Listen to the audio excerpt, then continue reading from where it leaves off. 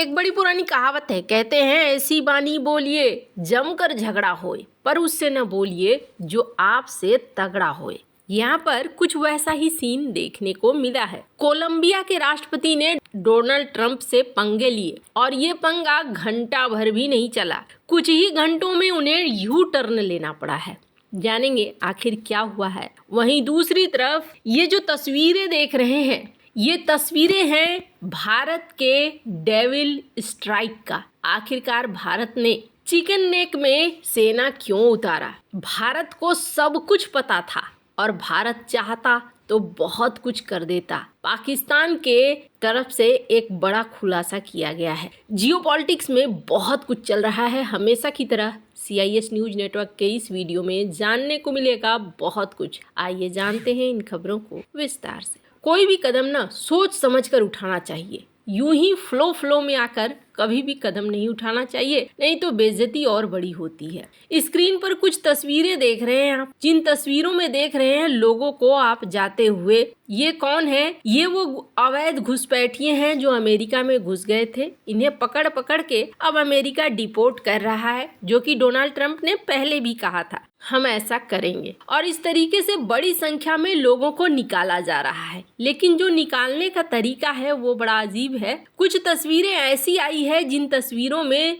जंजीरों में जकड़े हुए, हाथ में बेड़ियां लगी हुई, हथकड़ियां लगी हुई, इस तरीके से लोगों को भेजा जा रहा है। इस चीज से कई देश आहत भी हैं। ब्राजील ने भी अपना गुस्सा जताया था और कहा था ये कौन सा तरीका है, आप इस तरीके से लोगों को बाहर कर रहे हो, ये बहुत गलत है। लेकिन कोलंबिया में तो एक अलग माहौल बन गया। अमेरिका से जब कोलंबिया पहुंचा अमेरिका का विमान, तो कोलंबिया के राष्ट्रपति ने कहा कि हम उतरने नहीं देंगे, हम इस तरीके से अमानवीय तरीके से आप भेज रहे हैं, हम यहाँ नहीं लाने देंगे। हालांकि उन्होंने अमानवीय तरीके से भेजा, लेकिन तुमने भी तो उतरने नहीं दिया, उन्हें हवा में लटकाए रखने की कोशिश करी। मामला लग रहा था जैसे कि ये लेना नहीं चाह रहे हैं घुसपैठियों को। अब इसी बीच डोनाल्ड ट्रंप ने एक ट्वीट किया, जिसमें देख सकते हैं उन्होंने लिखा कि मुझे इन्फॉर्मेशन मिली है कि कोलंबिया के जो राष्ट्रपति हैं गुस्तावो पेत्रो, वो जो है लेना नहीं चाहते हैं घुसपैठियों को और मना कर रहे हैं।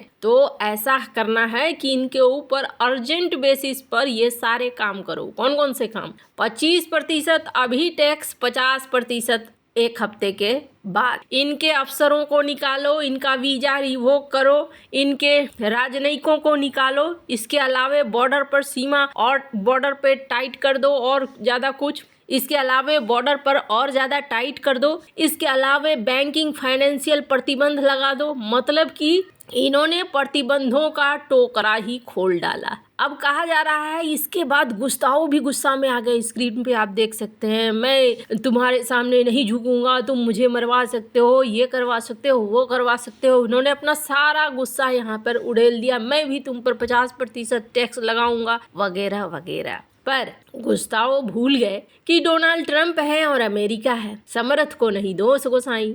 यहाँ पर अब अंदर खाने क्या बात हुई दोनों के बीच में, लेकिन व्हाइट हाउस का एक लेटर आया जिसमें कहा गया कि अब गुस्ताओ मान गए हैं और गुस्ताओ ने कहा है कि वो अपना राष्ट्रपति का विमान भेजेंगे ले जाने के लिए जो घुसपैठिए हैं उनको। और इस तरीके से कोलंबिया का चैप्टर खत्म हुआ। ये सारी चीजें ओपन में हो रही है, खुले में हो रहा है। मतलब बाकी देशों को भी डोनाल्ड ट्रंप ने ये समझा दिया है कि अपने अपने घुसपैठियों को स्वीकार करो, इसके अलावा कोई भी चांस नहीं है।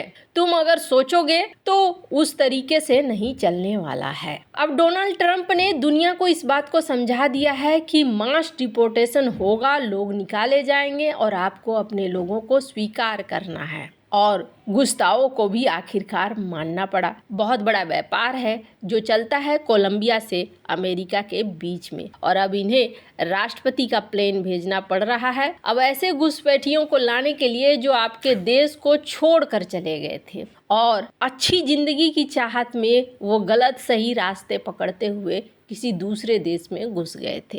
खैर, जहां एक तरफ ये सब कुछ चल रहा है, वहीं दूसरी तरफ भारत और बांग्लादेश के बॉर्डर पर क्या चल रहा है। अब्दुल बासित ये एक राजनयिक रहे हैं पाकिस्तान के। अभी हाल फिलहाल में क्या हुआ था, आपको याद होगा, ISI के चीफ और उनका प्रतिनिधि मंडल बांग्लादेश पहुंचा था। जब बांग्लादेश पहुंचा था ना, तो इन्होंने बहुत गुप्त रखा था अपना पूरा इरादा कि हमें कहाँ कहाँ घूमना है। इतना गुप्त रखा गया था कि ये चिकन नेक कॉरिडोर के पास रंगपुर में उतरने वाले हैं, इसे भी गुप्त रखा गया था। पर अब्दुल बासित ने ये कहा कि छोड़िए, अखबार में छपने शुरू हो गए कि ये वहां पहुंच गए हैं, रंगपुर में उतरे हैं। इतना ही नहीं, भारत को सब कुछ पता था, किस फ्लाइट नंबर से आ रहे हैं, किस रूट को पकड़ रहे हैं, कितने लोग हैं, कितने बजे तक उतरेंगे, सारा कुछ पता था। यानी आप सोच लीजिए कि बांग्लादेश में भारत का पकड़ कितना है। इन्होंने यूनुस सरकार को कहा कि देखिए, भारत को तो सब कुछ पता था। अब जरा सोचिए, भारत जान रहा है कि ISI चीफ यहाँ पर पूरे प्रतिनिधि मंडल के साथ रंगपुर में उतरने वाला है और उतरकर ये यहाँ का जायजा लेने वाला है,